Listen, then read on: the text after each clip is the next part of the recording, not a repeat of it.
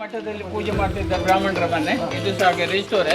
ಆ ಮೇಲಿನ ಬಾಲ್ಕನಿ ಉಂಟಲ್ಲ, ಅದು ಒರಿಜಿನಲ್ ಪ್ಲೇಸಲ್ಲಿ ಇಲ್ಲಿ ರಥೋತ್ಸವ ಆಗ್ತಿತ್ತು. ಆವಾಗ ಮನೆಯವರಿಗೆ ನೋಡಲಿಕ್ಕೆ ಬಾಲ್ಕನಿ. ಮತ್ತು ಅವರ ತಮ್ಮ ಒಬ್ಬರು ಗೋಲಿ ಸೋಡಾ ಶಾಪ್ ಹಾಕೊಂಡು ಗೋಲಿ ಸೋಡಾ ಸೇಲ್ ಮಾಡ್ತಿದ್ರು. ಅದೇ ಅಂಗಡಿ. ಗೋಲಿ ಸೋಡಾ ಪರಿಚಯ ಆದದ್ದು ನಮಗೆ 1924ರಲ್ಲಿ. ಆದರೆ ಬಾಟ್ಲುಗಳು ಬಂದದ್ದು ಶುರುವಿಗೆ UK ನಂತರ ಜರ್ಮನಿ, ನಂತರ ನಾವು ಇಂಡಿಯಾದಲ್ಲಿ ರೆಡಿ ಮಾಡಿದ್ದೇವೆ. ಯಾಕಂತ ಹೇಳಿದ್ರೆ ಆವಾಗ ನಮ್ಮ ಹತ್ರ ಯಾವುದೇ ಫ್ಯಾಕ್ಟ್ರಿಗಳೇ ಇಲ್ಲ. 2 ಟೈಪಿನ ಯಾಲೆ ಬರ್ತದೆ, ಗಜಯಾಲೆ ಮತ್ತು ಸಿಂಹಯಾಲೆ. ಇದು ಸಿಂಹಯಾಲೆ. ಗಜಯಾಲೆಯಲ್ಲಿ ಆನೆ ಬರ್ತದೆ. ಇದು ನಿಜವಾಗಿ ಇರುವಂಥದ್ದು ದೇವಸ್ಥಾನಗಳಲ್ಲಿ ನೆಗೆಟಿವ್ ಎನರ್ಜಿಗಳನ್ನು ತಿಳ್ಕೊಳ್ಳಿಕ್ಕೋಸ್ಕರ. ಮತ್ತು ಇದು ಈ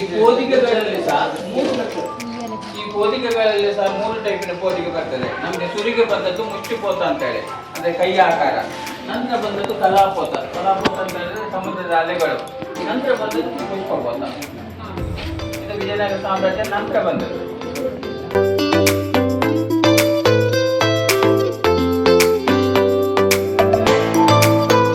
ಇದು ಸಾರು ಸಾಂಬಾರು ಹುಡಿ ಮಾಡುವಂಥದ್ದಲ್ಲಿ ಅದು ಬೀಸುಕಲ್ಲು. ಅದು ಆಗಿನ ಕಾಲದ ನ್ಯಾಚುರಲ್ ವ್ಯಾಯಾಮಗಳು ಇದೆಲ್ಲ.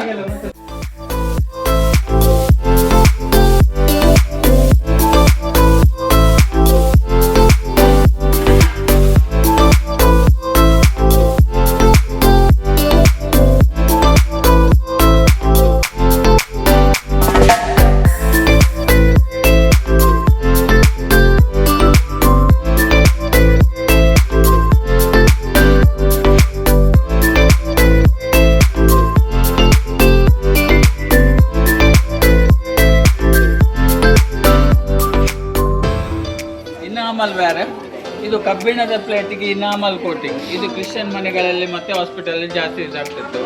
ಇದರ ನಂತರ ಬಂದದ್ದು ಪೋರ್ಸಿಲಿನ್, ಚೈನಾ. ಆದರೆ ಚೈನಾ ಮಿಲಿಟರಿಯಲ್ಲಿ ಈ ಐಟಮನ್ನೇ ಜಾಸ್ತಿ ಯೂಸ್ ಮಾಡ್ತಿದ್ರು. ಯಾಕಂತ ಹೇಳಿದ್ರೆ ಲೈಟ್ ವೆಯ್ಟಿಗೋಸ್ಕರ. ಇದು ಜರ್ಮನಿ ಕೆರೋಸಿನ್ ಲ್ಯಾಂಪ್ಗಳು. ಹಾಗೆ ನಿಮಗೆ ಮೇನ್ ಡೋರಲ್ಲಿ ಸುರಿಗೆ ಗಂಟ ಬೇರುಂಟ, ಅದರ ಕೆಳಗೆ ಕಾಮಧೇನು, ಅದರ ಕೆಳಗೆ 2 ಮುದೋಳು ನಾಯಿಗಳುಂಟು ನೋಡಿ ಆಚೆ ಈಚೆ. ಮತ್ತೆ ಅಲ್ಲಿ ಏನೆಲ್ಲ ಫ್ರೂಟ್ಸ್ ಬೆಳೀತದೆ ಅದನ್ನೆಲ್ಲ ಕೆತ್ತನೆ ಮಾಡಿದ್ದಾರೆ ನೋಡಿ. ದಾಳಿಂಬೆ, ಬನಾನಾ, ಪೈನಾಪಲ್, ಸೀತಾಫಲ, ಮ್ಯಾಂಗೋ ಎಲ್ಲ ಉಂಟು ನೋಡಿ ಅದರಲ್ಲಿ. ಎಷ್ಟು ಪುರಾತನ ಇದು 200 ವರ್ಷ. ಇದು ಲಾಸ್ಟ್ ರಾಜ ಮಾಲೋಜಿರಾವ್ ಗೋಲ್ಪಡೆ ಅಂತೇಳಿ. ಇವ್ರ ನಂತರ ಇವರಿಗೆ ಗಂಡು ಸಂತಾನ ಆಗಲಿಲ್ಲ. ಹಾಗಾಗಿ ಈ ಪ್ಯಾಲೇಸ್ ಎಲ್ಲ ಬಿದ್ದೋಗಿದೆ. ಯಾಕಂತ ಹೇಳಿದ್ರೆ ಬ್ರಿಟಿಷರು ಆವಾಗಲೇ ಒಂದು ಕಾನೂನು ಮಾಡಿದ್ರು, ದತ್ತು ಮಕ್ಕಳಿಗೆ ಹಕ್ಕಿಲ್ಲ ಅಂತೇಳಿ. ಆವಾಗ ಇದು ಅವರ ವಶ ಆದಾಗ ಇದನ್ನು ಮೇಂಟೆನೆನ್ಸ್ ಮಾಡಲಿಲ್ಲ. ಇದರ ಪ್ಯಾಲೇಸ್ ಅದನ್ನು 1 ಎಕರೆ ಜಾಗದಲ್ಲಿತ್ತು. ಪ್ಯಾಲೇಸ್ ಬಿದ್ದೋಗಿದೆ. ನಮ್ಗೆ ಇಲ್ಲಿ ಸಿಕ್ಕಿದ್ದು ದರ್ಬಾರ್ ಹಾಲ್ ಮಾತ್ರ.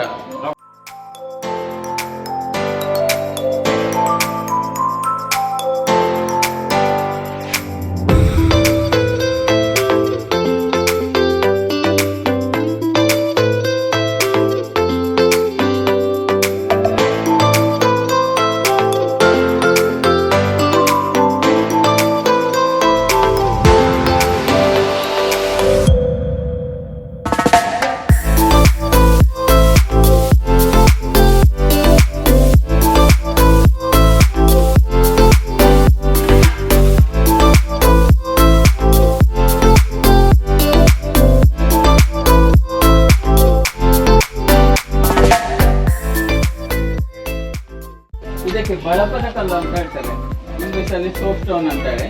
ಇದರ ಸಿಸ್ಟಮ್ ಏನಂತ ಹೇಳಿದ್ರೆ, ಇದಕ್ಕೆ ಒಮ್ಮೆ ಬಿಸಿ ಮಾಡಿದ ಆ ಬಿಸಿ ಸಾಧಾರಣ 6 ರಿಂದ 7 ಗಂಟೆ ತನಕ ಹಾಗೆ ನಿಲ್ತದೆ. ಮತ್ತು ಇದರಲ್ಲಿ ಮಾಡಿದ ಆಹಾರ ಸಹ ಹಾಗೆ ಹಾಳಾಗೋದು ಕಮ್ಮಿ. ಅದಕ್ಕೋಸ್ಕರ ಇದನ್ನು ಚೂಸ್ ಮಾಡಿದ್ದಾರೆ. ನಿಮಗೆ ಈಗಲೂ ಸಹ ಹಬ್ಬದ ಕಾವಲಿ ಬರೋದು ಅದರಿಂದಲೇ. ನಿಮಗೆ ಈಗ ಐಟಮ್ ಈಗ ಬರಲಿಕ್ಕೆ ಸ್ಟಾರ್ಟ್ ಆಗಿದೆ. ಡ್ರ್ಯಾಗನ್ ಇದ್ದದ್ದು ಚೈನಾ, ಪ್ಲೈನ್ ಇದ್ದದ್ದು ಬರ್ಮಾ. ಅಂದರೆ ಇಲ್ಲಿಂದ ಚೈನಾಕ್ಕೆ ಸಾಂಬಾರು ಪದಾರ್ಥ ಎಲ್ಲ ಹೋಗ್ತಿತ್ತು, ಲವಂಗ, ಏಲಕ್ಕಿ, ಕಾಳು ಮೆಣಸೆಲ್ಲ.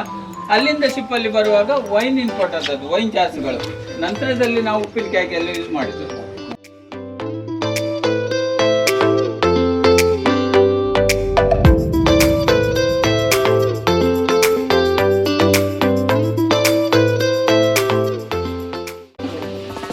ನಿಮಗೆ ಕೆಳಗಿದ್ದದ್ದು ಹ್ಯಾಂಡ್ ವಾಶ್, ಕೈ ತೊಳೆಯುವಂಥದ್ದು ಪಾತ್ರೆಗಳು. ಇದು ಟಿಫಿನ್ ಕ್ಯಾರಿಯರ್, ಮಜ್ಜಿಗೆ ಗ್ಲಾಸ್ಗಳು. ಇದು ಸಾರು ಸಾಂಬಾರು ಸರ್ವ್ ಮಾಡುವಂಥದ್ದು, ಇದಕ್ಕೆ ಮೂಗಿನ ಪಾತ್ರೆ ಅಂತ ಹೇಳ್ತೇವೆ. ಇದು ಬಿಸಿನೀರು ಮಾಡುವಂಥದ್ದು. ಇದು ಬಿಸಿನೀರು ಸ್ಟೋರ್ ಮಾಡಲಿಕ್ಕೆ. ಅದು ಚಾಟ ಕೆಟ್ಲುಗಳು. ದೊಡ್ಡದೆಲ್ಲ ನೀರು ಸ್ಟೋರೇಜ್ ಮಾಡಲಿಕ್ಕೆ, ಧಾನ್ಯ ಸ್ಟೋರೇಜ್ ಮಾಡಲಿಕ್ಕೆ. ಇದು ಅನ್ನ ಮಾಡ್ತಿದ್ದದ್ದು, ಆವಾಗ ಜಾಯಿಂಟ್ ಫ್ಯಾಮಿಲಿ, ಒಂದು ಮನೆಯಲ್ಲಿ 70-80 ಜನ, ಅದಕ್ಕೋಸ್ಕರ ಇಷ್ಟು ದೊಡ್ಡ ಪಾತ್ರೆ. ಇದು ಸ್ಪೆಷಲಿ ಫಾರ್ ಬಿರಿಯಾನಿ ಪಾತ್ರೆಗಳು. ಇದಕ್ಕೆ ನೆಸೆಲ್ ಅಂತ ಹೇಳುವಂಥದ್ದು. ಇದು ಮಕ್ಕಳಿಗೆ ಸ್ನಾನ ಮಾಡಿಸುವಂಥದ್ದು, ಇದಕ್ಕೆ ಗಂಗಳ ಅಂತ ಹೇಳ್ತೇವೆ.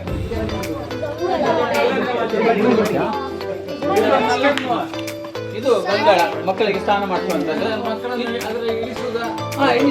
ಸಣ್ಣ ಮಕ್ಕಳು. ಇದು ಎಣ್ಣೆ ಬೇಯಿಸುವಂಥದ್ದು. ನಮಗೆ ಗಾಣ ಬಂದದ್ದು ನಂತರ ಸುರಿಗೆ ಬೇಯಿಸಿ ಎಣ್ಣೆ ತೆಗೆಯುವಂಥದ್ದು. ಈಗ ಎಣ್ಣೆ ತೆಗೆಯುವಾಗ ಇಲ್ಲಿ ಕೆಳಗೆ ಬಿದ್ದರೆ ಈ ಎಜ್ಜಲ್ಲಿ ನಿಲ್ತದೆ, ಮತ್ತೆ ರಿಮೂವ್ ಮಾಡಿ ಹಾಕ್ಲಿಕ್ಕೋಸ್ಕರ ಈ ಎಜ್ಜುಗಳು. ಅಂದ್ರೆ ಎಣ್ಣೆ ತೆಗಿಲಿಕ್ಕೆ ಎಷ್ಟು ಕಷ್ಟ ಇತ್ತು ಅಂತ ಹೇಳಿ ಇಲ್ಲಿ ತೋರಿಸಿದ್ದಾರೆ. ಇಂಗ್ಲೆಂಡ್ ಇಂದ, ಅಲ್ಲಿಂದ ಇಲ್ಲಿಗೆ ಆಕ್ಸಿಡೆಂಟ್ ಇಂಪೋರ್ಟ್ ಆದದ್ದು. ನಂತರ ನಾವು ಇಂಡಿಯಾದಲ್ಲಿ ರೆಡಿ ಮಾಡಿದ್ದು ತಮಿಳ್ನಾಡಲ್ಲಿ. ಯಾಕಂತ ಹೇಳಿದ್ರೆ ನಾವು ಅದರಲ್ಲಿ ಉಪ್ಪು ಸ್ಟೋರೇಜ್ ಮಾಡ್ಬೋದು, ಉಪ್ಪಿನಕಾಯಿ ಹಾಕ್ಬೋದು, ಅದಕ್ಕೋಸ್ಕರ ನಾವು ತಮಿಳ್ನಾಡಲ್ಲಿ ರೆಡಿ ಮಾಡಿದಂಥದ್ದು.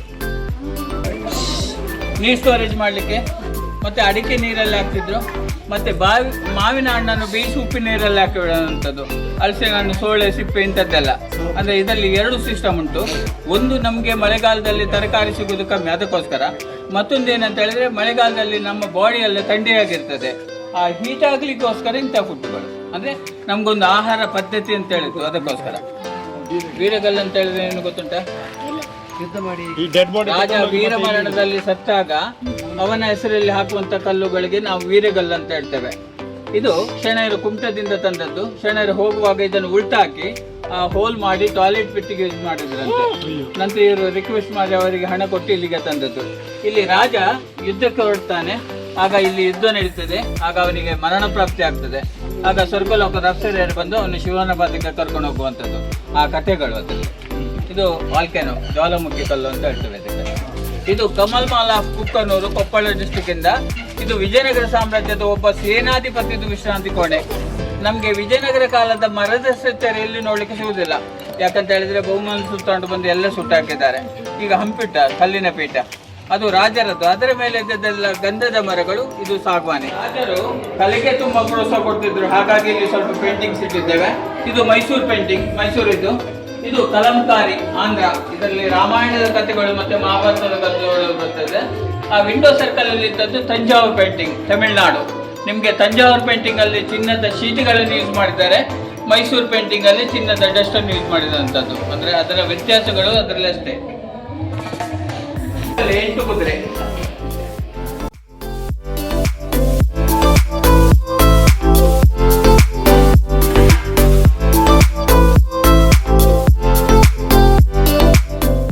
ಒಬ್ಬ ಸೇನಾಧಿಪತಿದು ವಿಶ್ರಾಂತಿ ಕೋಣೆ. ನೀವು ಲೆಕ್ಕ ಹಾಕಿ, ಒಬ್ಬ ಸೇನಾಧಿಪತಿದು ವಿಶ್ರಾಂತಿ ಕೋಣೆ ಹೀಗಿರುವಾಗ ರಾಜರದೆಲ್ಲ ಹೇಗಿರ್ಬೋದು ಅಂತ ಹೇಳಿ. ಯಾಕಂತ ಹೇಳಿದ್ರೆ ವಿಜಯನಗರ ಸಾಮ್ರಾಜ್ಯಕ್ಕೆ ಬೆಂಕಿ ಕೊಟ್ಟಾಗ ಆ ಬೆಂಕಿ ನಂದಿ ಹೋಗ್ಲಿಕ್ಕೆ ಸಾಧಾರಣ 3 ತಿಂಗಳು ಬೇಕಾಯ್ತಂತೆ. ಅಂದ್ರೆ ಅಷ್ಟು ಮರಗಳನ್ನು ಸುಟ್ಟಿದ್ದಾರೆ, ಅದೆಲ್ಲ ಗಂಧದ ಮರಗಳು.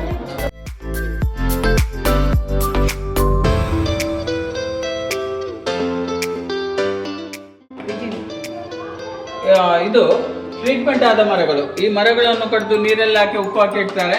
ನಂತರ ಕೆತ್ತನೆಗಳನ್ನೆಲ್ಲ ಮಾಡಿ ಎಣ್ಣೆಯಲ್ಲಿ ಟಿಪ್ ಮಾಡುವಂಥದ್ದು. ಹಾಗಾಗಿ ಇದಕ್ಕೆ ಗೆದ್ದಲು ಬರುವಂಥ ಸಾಧ್ಯತೆಗಳು ತುಂಬ ಕಮ್ಮಿ. ಮತ್ತೆ ಇದು ಸಾಯಂಗಾದ ಮರಗಳಲ್ಲ, ಆಗಿನ ಕಾಲದಲ್ಲಿ ಗರ್ಗಸ ಇರಲಿಲ್ಲ. ಇಡೀ ಮರಗಳನ್ನೇ ತಂದು ಬಾಜಿಯಲ್ಲಿ ಕೆತ್ತುವಂಥದ್ದು. ಅಂದರೆ 60% ವೇಸ್ಟ್ ಮಾಡಿ 40% ಇರುವಂಥದ್ದು. ನಿಮಗೆ ಇಲ್ಲಿ ಬಾಜಿಯಲ್ಲಿ ಕೆತ್ತಿದ ಅಚ್ಚಿ ಕಾಣ್ತದೆ ನೋಡಿ ನೋಡಿ.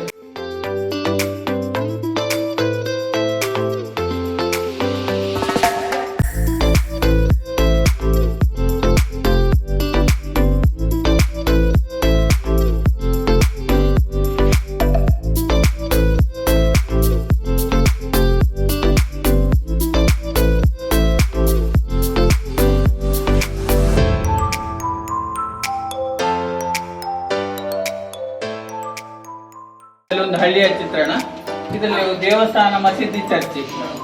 ಅಲ್ಲಿಯ ಕುಲಕಸುಬುಗಳು, ನೇಯ್ಗೆ, ಕಬ್ಬಿಣದ ಕೆಲಸ, ಮಡಿಕೆ ಮಾಡುವವರು, ಮರದ ಕೆಲಸ, ಎಣ್ಣೆಗಾಣ, ಕುದುರೆ ಕಾಯುವ, ಅಗಸ ಎಲ್ಲ ಉಂಟು ನೋಡಿ. ಇದು ಡೆಕ್ಕನಿ ನವಮಾಲ್ ಅಂತ ಹೇಳಿ ಹುಮ್ನಾಬಾದಿಂದ, ಹೈದರಾಬಾದ್ ಬಗ್ಗೆ ಕರ್ನಾಟಕ ಬಾರ್ಡರ್. ಈ ವಿಜಯನಗರ ಸಾಮ್ರಾಜ್ಯವನ್ನು ಸುಟ್ಟಾಕಿದವರಲ್ಲಿ ಒಬ್ಬರದ್ದು, ಅವರ ಫ್ಯಾಮಿಲಿ ದರ್ಬಾರ್ ಹಾಲ್. ಇವರದ್ದು ಫಾಲ್ಸ್ ಲೈಫ್ ಎಲ್ಲ ಐಟಮ್ ಇಂಪೋರ್ಟ್ ಮಾಡ್ಕೊಂಡದ್ದು. ಇದು ಜರ್ಮನ್ ಟೈಲ್ಸ್, ಜರ್ಮನಿಂದ. ಶಾಂಡ್ಲಿಯರ್, ಇಟಲಿ. ವಿಂಡೋ ಗ್ಲಾಸ್ಗಳು ಮತ್ತು ಲೈಟ್ಗಳೆಲ್ಲ ಬೆಲ್ಜಿಯಂ ಗ್ಲಾಸ್ಗಳು. ನಿಮ್ಗೆ ಆ ಕಾಲದಲ್ಲಿ ಬೆಲ್ಜಿಯಂ ಗ್ಲಾಸಿಗೆ ಮತ್ತು ಚಿನ್ನಕ್ಕೆ ಸೆಪರೇಟ್ ಇತ್ತು.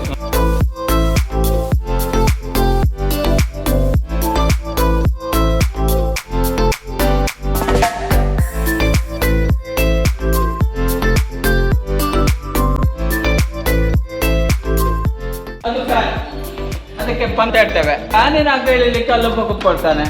ಆ ಫ್ಯಾನಿನ ಹಗ್ಗ ಎಳೆಯುವವನಿಗೆ ಕಿವಿ ಮತ್ತೆ ಬಾಯಿ ಬರಬಾರ್ದಂತೆ. ಯಾಕೆ ಗೊತ್ತಾಯ್ತಾ? ಇವರು ಮಾತಾಡ್ದವನು ಕೇಳಬಾರ್ದು, ಕೇಳಿದ್ದನ್ನು ಮತ್ತೊಂದು ಕಡೆ ಹೇಳಬಾರ್ದು ಅಂತೇಳಿ. ಅಂದರೆ ಕಿವಿ ಮತ್ತು ಬಾಯಿ ಇಲ್ಲದವನನ್ನು ಕುತ್ಕೊಳಿಸೋದಿಲ್ಲ, ಇವರೇ ನಾಲಿಗೆ ಕಟ್ ಮಾಡಿ ಕಿವಿಗಳಿಗೆ ಚಿನ್ನದ ರಸಗಳನ್ನು ಹಾಕುವಂಥದ್ದು. ಈ ಹೈದರಾಬಾದ್ ಬಿರಿಯಾನಿ, ಮೊಬೈಲ್ ರೈಸ್ ಅಂತೇಳಿ ಬ್ರೀಡ್ ಮಾಡಿದ್ದು ಇವರೇ. ಇವರು ನಮ್ಮ ಕರ್ನಾಟಕದಿಂದ ಎಷ್ಟು ಸಂಪತ್ತು ತಗೊಂಡೋಗಿದ್ದಾರೆ ಅಂತ ಹೇಳಿದರೆ, ಎತ್ತಿನ ಗಾಡಿಯಲ್ಲಿ ತುಂಬಿಸಿ ತಗೊಂಡೋದದ್ದು. ಇಲ್ಲಿ ತುಂಬಿಸದೆ ಚಿನ್ನ ಹೈದರಾಬಾದಿಗೆ ಹೋಗುವ ತನಕ ಬಿತ್ಕೊಂಡು ಹೋಗಿದಂತೆ. ಅಂದರೆ ವಿಜಯನಗರ ಸಾಮ್ರಾಜ್ಯ ಸಂಪತ್ತು ಖಾಲಿ ಮಾಡಲಿಕ್ಕೆ ಇವರಿಗೆ 6 ತಿಂಗಳದ್ದಾಗಿದೆ.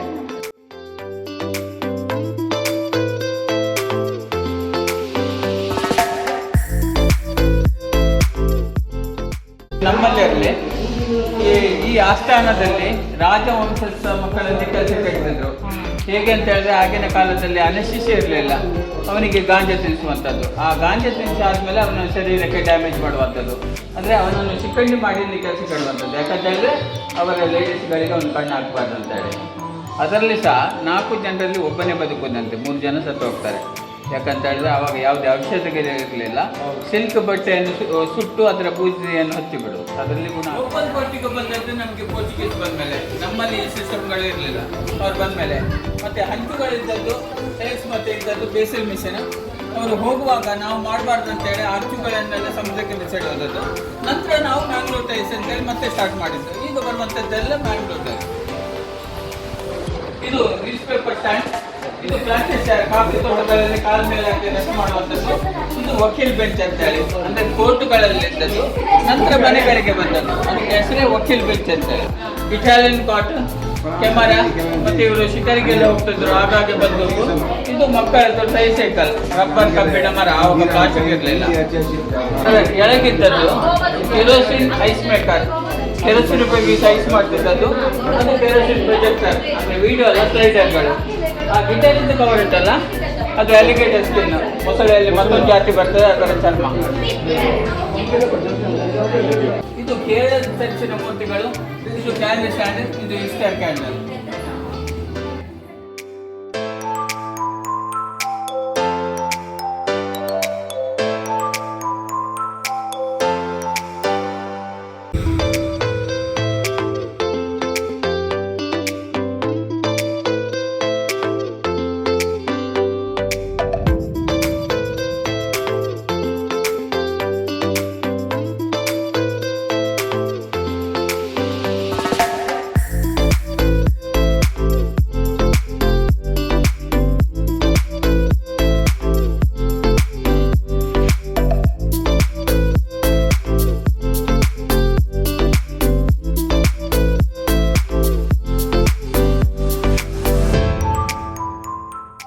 ಬೂದಿ ಮತ್ತೆ ಮಣ್ಣಲ್ಲಿ ಆಕಾರ ಮಾಡ್ಕೊಳ್ತಾರೆ. ಅದರ ಮೇಲೆ ವ್ಯಾಕ್ಸ್ ಪೇಂಟಿಂಗ್ ಮೇಣ. ಡೋಗ್ರಾ ಪೇಂಟಿಂಗ್, ಡೋಗ್ರಾ ಅಂತ ಹೇಳಿ, ಡೋಗ್ರಾ ಆರ್ಟ್ ಅಂತ ಹೇಳ್ತಾರೆ. ಇದನ್ನು ಬೂದಿ ಮತ್ತೆ ಮಣ್ಣಲ್ಲಿ ಆಕಾರ ಮಾಡ್ಕೊಳ್ತಾರೆ. ಅದರ ಮೇಲೆ ವ್ಯಾಕ್ಸ್ ಫಿನಿಶಿಂಗ್, ಅದರ ಮೇಲೆ ಮತ್ತೆ ಮಣ್ಣಿನಲ್ಲಿ ಕವರ್ ಮಾಡ್ತಾರೆ. ಈ ವ್ಯಾಕ್ಸ್ ಇದ್ದ ಜಾಗದಲ್ಲಿ ಎರಕ ಹಾಕ್ತಾರೆ, ಆಗ ವ್ಯಾಕ್ಸ್ ಕರೆಕ್ಟ್ ಹೊರಗೆ ಬರ್ತದೆ, ಮೆಟಲ್ ಕವರ್ ಆಗ್ತದೆ. ಇದನ್ನೆಲ್ಲ ಮಾಡುವಂಥದ್ದು ಕೈಯಿಂದಲೇ. ಇದು ಶಾರ್ದೂಲ್ ಅಂತೇಳಿ, ನಿಮಗೆ ಶ್ರೀಲಂಕಾದ ಫ್ಲಾಗ್ ಅಲ್ಲಿ ಸಿಂಬಲ್ ಬರೆದಿದ್ವಿ. ಇದು ಎಷ್ಟು ಬಲಶಾಲಿ ಅಂತ ಹೇಳಿದ್ರೆ, ಸಿಂಹಗಿಂತಲೂ 10 ಪಟ್ಟು ಬಲಶಾಲಿ. ನಾನು ನಿಮ್ಗೆ ಅಲ್ಲಿ ಗಂಡ ಬೇರೆ ಅಂತ ತೋರಿಸಿದ್ದಲ್ಲ, ಅದು ಎಷ್ಟು ಬಲಶಾಲಿ ಅಂತ ಹೇಳಿದ್ರೆ, ಹಾರುವಾಗ 2 ಆನೆಗಳನ್ನು ಕಾಲಿನಲ್ಲಿ ಇಟ್ಕೊಂಡು ಆಡ್ತಿತ್ತಂತೆ, ಅಷ್ಟು ಬಲಶಾಲಿ. ಇದು ಉಂಟಂತ ಹೇಳಲಿಕ್ಕಿಲ್ಲ, ಇಲ್ಲಂತ ಒಂದು ಕಲ್ಪನೆ. ಇದು ವಂಶವೃಕ್ಷ, ಟ್ರೀ ಆಫ್ ಲೈಫ್. ಸಂಸ್ಕೃತಿ ನಮ್ಮದು, ಆದರೆ ಕಂಡು ಹುಡುಕಿದವರು ಯಾರು ಬೇರೆ. ಭಾಗದ ದೈವಾರಾಧನೆಗೆ ಸಂಬಂಧಪಟ್ಟದ್ದು. ಇಲ್ಲಿ ಪ್ರತಿಯೊಂದು ದೈವಗಳಿಗೆ ಒಂದೊಂದು ಹೆಸರಿರ್ತದೆ, ಒಂದೊಂದು ಕಥೆಗಳಿರ್ತದೆ. ಇದು ಅಡಕಟ್ಟಾಯ ದೈವ ಅಂತ ಹೇಳಿ, ಹಿರೇಡ್ಕದ್ದು. ಇದು ನಾಗಬನ. ಮೇಲೆ ಕಾಣುವಂಥದ್ದು ಕೇಚರಾಹುತರ್ ಅಂತೇಳಿ, ಅದಕ್ಕೆ ಸಾಧಾರಣ 1000 ವರ್ಷ ಮೇಲೆ ಆಗಿರ್ಬೋದು. ಇನ್ನು ಹೈಟ್ ಇತ್ತು, ಕಾಲುಗಳು ಗೆದ್ದಲು ತಿಂದು ಹೋದದ್ದು. ಇದು ಬಬ್ಬರಿ ಅಂತೇಳಿ. ಇದು ನಂದಿಕೋಣ, ಅದು ಜಟ್ಟಿಗ. ಇದು ವೀರಭದ್ರ, ಇದು ವೀರಭದ್ರ. ಮತ್ತು ಕೋಟಿ ಚೆನ್ನಯರು, ಬ್ರಹ್ಮವಿದ್ದರು ಎಲ್ಲ ಉಂಟು ಅದರಲ್ಲಿ. ಮನೆ ಅಂತೇಳಿ, ಹಂಗರಕಟ್ಟೆ ಅಂತ ಹೇಳಿದ್ರೆ ನಮ್ಮದು ಬ್ರಹ್ಮರಾತ್ರಿ ಬರ್ತದೆ. ಆಗಿನ ಕಾಲದ ಟ್ರೇಡಿಂಗ್ ಸೆಂಟರ್, ವ್ಯಾಪಾರ ಕೇಂದ್ರ. ನಮಗೆ ಸುರಿಗೆ ಪೋರ್ಟ್ ಇದ್ದದ್ದು ಹಂಗರಕಟ್ಟೆಯಲ್ಲಿ, ನಂತರ ಪೋರ್ಟ್ ಆದದ್ದು ಮಂಗಳೂರು ಪೋರ್ಟ್. ಬಸ್ರೂರಲ್ಲ, ಇದು ಬ್ರಹ್ಮವರ, ಹಂಗರಕಟ್ಟೆ. ಮತ್ತೊಂದು ಏನಂತ ಹೇಳಿದ್ರೆ, ಶಿಪ್ಪಲ್ಲಿ ಬಂದ ವಸ್ತುಗಳನ್ನು ದೋಣಿ ಮೂಲಕ ತಂದು ಇಲ್ಲಿ ವ್ಯಾಪಾರ ಮಾಡುವಂಥದ್ದು. ಮತ್ತೊಂದು ಈ ಪೋರ್ಚುಗೀಸ್ ಕಾಲದಲ್ಲಿ ನಾವು ಇಲ್ಲಿಂದ ಗ್ರೀಕಿಗೆ ಕಾಳು ಮೆಣಸು ಕಳಿಸ್ಬೋದಂತೆ. 1 kg ಕಾಳು ಮೆಣಸು ಕಳಿಸಿದ್ರೆ 1 kg ಚಿನ್ನ ಎಕ್ಸ್ಚೇಂಜ್. ಯಾಕಂತ ಹೇಳಿದ್ರೆ ಈಗಲೂ ಸಹ ನಿಮ್ಗೆ ಆ ಗ್ರೀಕ್ ಆಯಿಲ್ ಕಾಳು ಮೆಣಸಿನ ಚಿತ್ರ ಉಂಟು. ಯಾಕಂತ ಹೇಳಿದ್ರೆ ನಮ್ಮ ಕಾಳು ಮೆಣಸಿಗೆ ಎಷ್ಟು ಡಿಮಾಂಡ್ ಇರುತ್ತೆ ಅಂತ ಹೇಳಿದ್ರೆ, ಯಾವುದೋ ಒಂದು ಆಸ್ಥಾನದಲ್ಲಿ ಕೆಲಸದಾಕೆ ಕಾಳು ಮೆಣಸು ಕದ್ದುಕೊಂಡು ಹೋಗ್ತಾಳೆ. 1 ಮುಷ್ಟಿ ಕದ್ದುಕೊಂಡು ಹೋದಾಗ ದ್ವಾರಪಾಲಕ ನಿಲ್ಲಿಸಿದಾಗ ಆ ಕಾಳು ಮೆಣಸು ಚೆಲ್ಲಿ ಹೋಗ್ತದೆ. ಅವಳಿಗೆ ಶಿಕ್ಷೆ ಏನು ಗೊತ್ತುಂಟ? ಘೋರ ಶಿಕ್ಷೆ. ಒಂದು ಕೈ ಕಡಿಯೋದು, ಒಂದು ಕುತ್ತಿಗೆ ಕಡಿಯೋದು.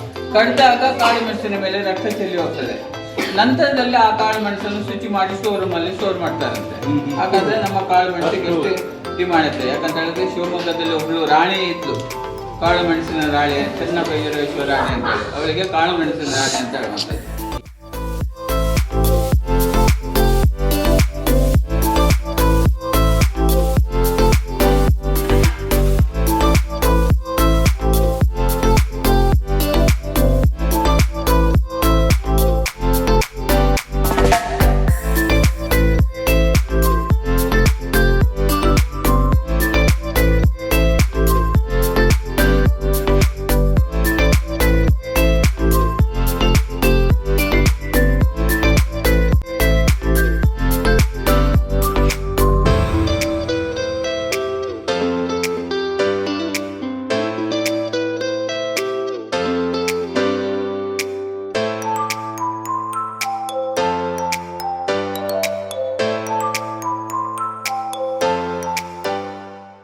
ಶೈವ ಜಂಗಮ ಆಟ ಕುಚ್ಚಮುಗ್ರು ಮೂಡುಬಿದ್ರೆಯಿಂದ ಇಲ್ಲಿ 3 ಮಠದ ಮರಗಳನ್ನು ಸೇರಿಸಿ ಶಣರೊಂದು ಕ್ರಿಯೇಟ್ ಮಾಡಿದ್ದಾರೆ.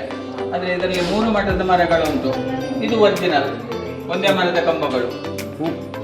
ನಿಮಗೆ ಜಂಗಮ ಅಂತ ಹೇಳಿದ್ರೆ ಗೊತ್ತುಂಟಲ್ಲ, ಒಂದು ಕಡೆಯಿಂದ ಒಂದು ಕಡೆ ಹೋಗುವವರನ್ನೇ ಜಂಗಮ ಅಂತ ಹೇಳುವಂಥದ್ದು. ಈ ಬಸವಣ್ಣನವರು ಬಂದು ಅಲ್ಲಿ ಲಿಂಗಾಯತ ಆದದ್ದು. ಈ ಜಂಗಮ ಅಂತ ಹೇಳಿದ್ರೆ ಈ ದೇವರಿಗೆ ಮಾತು ಕೊಡುವುದು ಕಮ್ಮಿ, ಅವರಿಗೆ ದೇವರಿಗೆ ಅಷ್ಟು ಮಾತು ಕೊಡುದಿಲ್ಲ. ಅವ್ರದ್ದು ಒಂದೇ ಅಂತರಂಗ ಶುದ್ಧಿ ಬಹಿರಂಗ ಶುದ್ಧಿ. ಮತ್ತೊಂದೇನಂತ ಹೇಳಿದ್ರೆ ಸುರಿಗೆ ಬಂದವ ಇಲ್ಲೇ ಇರ್ತಾರೆ, ನಂತರ ಬಂದವ ಅಲ್ಲಿ ಇರ್ತಾನೆ, ನಂತರ ಬಂದವರು ಅಲ್ಲಿ ಇರ್ತಾರೆ. ಇಲ್ಲಿ ಒಂದು 15 ದಿವಸ ಅಲ್ಲಿ ಇಲ್ಲೇ ಪಾರಾಯಣ ಮಾಡಿಕೊಂಡು ಅವರು ಇನ್ನೊಂದು ಕಡೆಗೆ ಹೋಗ್ತಾರೆ. ಆವಾಗ ಅಲ್ಲಿಂದ ಇದ್ದವರು ಇಲ್ಲಿಗೆ ಬರ್ತಾರೆ. ಇಲ್ಲ ಅವರ ಚಹಾ ತಿಂಡಿಗಳು ಇಲ್ಲಿ ನಡೀತಾರೆ. ಒಳಗೆ ಕೊರತೆ ಸ್ಟೋರೇಜ್, ಮೇಲೆ ಕೂತ್ಕೊಳ್ಳುವಂಥದ್ದು. ಇದು ಪಾದಪೂಜೆ ಮಾಡುವಂಥ ಜಾಗಗಳು. ನಮಗೆ ಪಾದಪೂಜೆ ಬಂದದ್ದು ಜಂಗಮರಿಂದ, ಮತ್ತೆ ಅದು ಎಲ್ಲರಿಗೆ ಸ್ಪ್ರೆಡ್ ಆದದ್ದು. ಹಾಗಾಗಿ ಪಾದಪೂಜೆ ಮಾಡುವಂಥ ಜಾಗ ಅದು. ಉಪ್ಪು ಸ್ಟೋರೇಜ್ ಮಾಡಲಿಕ್ಕೆ ಈ ಕಂಬದ ತುದಿಯಲ್ಲಿ ಗೋಲ್ ಉಂಟು ನೋಡಿ, ಇದು ರುದ್ರಾಕ್ಷಿ ಮಾಲೆಯ ಕೆತ್ತನೆ. ಅದು ಈ ಯಂತ್ರತಂತ್ರ ಬಂದದ್ದು ಇದರಿಂದಲೇ. ಇದನ್ನು 100 ಬಾರಿ ಪಠಣ ಮಾಡಿದ್ರೆ ಅದು ಯಂತ್ರವಾಗಿ ಕಾಣುತ್ತದೆ, ಉಲ್ಟ ಪಠಣ ಮಾಡ್ಕೊಂಡು ಹೋದ್ರೆ ತಂತ್ರವಾಗಿ ಕಾಣುತ್ತದೆ. ನಿಮಗೆ ಜಾತಕ ಬಲ ಇದೆಲ್ಲ ಬಂದದ್ದು ಇದರಿಂದಲೇ. ಇದರ ಎನರ್ಜಿ ಎಷ್ಟಂದ್ರೆ ಇದನ್ನು ಕಂಪ್ಲೀಟ್ ಪಠಣ ಮಾಡಿದ್ರೆ ಮನುಷ್ಯರ ತಲೆ ಹೊಡೆದು ಹೋಗ್ಬೋದು ಅಂತ ಅಷ್ಟು ಎನರ್ಜಿಗಳುಂಟು. ಇದನ್ನು ಸಾಧಾರಣ ಮಟ್ಟದಲ್ಲಿ ಪಠಣ ಮಾಡಿದಂಥವ್ರು ಇದ್ರೆ ಅದು ರಾಮಕೃಷ್ಣ ಪರಮಹಂಸರು ಮತ್ತು ವಿವೇಕಾನಂದರ ಮಾತ್ರ, ಮತ್ತೆ ಯಾರಿಂದಲೂ ಆಗಲಿಲ್ಲ. ಅವರು ಸಹ ಕಂಪ್ಲೀಟ್ ಮಾಡಲಿಲ್ಲ. ಎಲ್ಲಿ ತನಕ ಹೋಗ್ಲಿಕ್ಕೆ ಆಗ್ತದೆ ಅಲ್ಲಿ ತನಕ ಹೋಗಿದ್ದಾರೆ.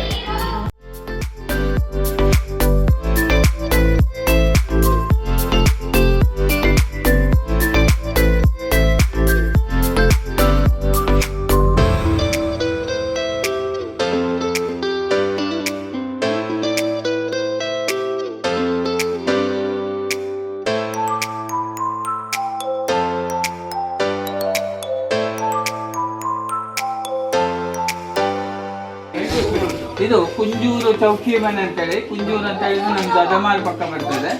ಇವರು ಕೇರಳ ಅನಂತ ಪದ್ಮನಾಭ ದೇವಸ್ಥಾನದಲ್ಲಿ ಪೂಜೆ ಮಾಡ್ತಿದ್ರು.